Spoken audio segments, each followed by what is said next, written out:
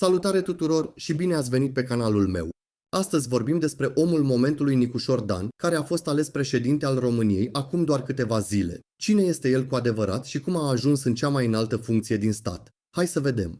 Nicușor Dan s-a născut pe 20 decembrie 1969 în Făgăraș, județul Brașov. Deși acum este un nume cunoscut în politică, viața lui a început în cu totul altă direcție, știința. A fost un copil genial care, la doar 14 ani, câștiga olimpiade internaționale de matematică. După ani de succes în lumea academică, Nicușor Dan a renunțat la viața din Franța și s-a întors în România. De ce? Pentru că voia să se implice și să schimbe ceva. A devenit cunoscut ca activist civic, luptând pentru salvarea patrimoniului arhitectural din București.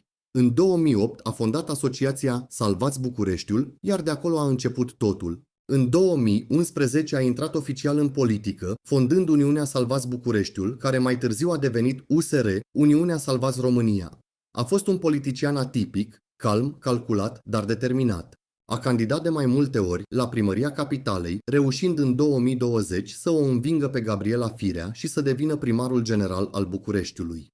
În 2025, Nicușor Dan a făcut istorie. A candidat la alegerile prezidențiale și a câștigat, devenind al 6-lea președinte al României de după 1989.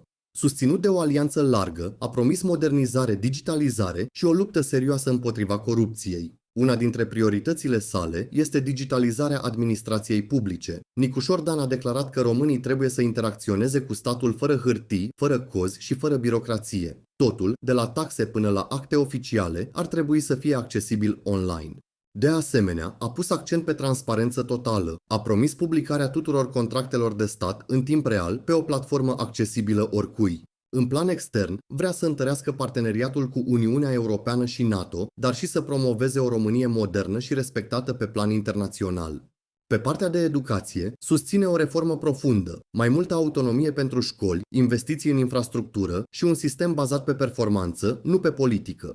Și-a luat de asemenea angajamentul de a întări justiția și de a proteja independența procurorilor, continuând lupta împotriva corupției la cel mai înalt nivel. Dar voi ce părere aveți despre el ca președinte? Credeți că se va ține de promisiuni? Scrieți în comentarii ce așteptări aveți de la noul președinte al României și ce credeți că ar trebui să facă în primul mandat.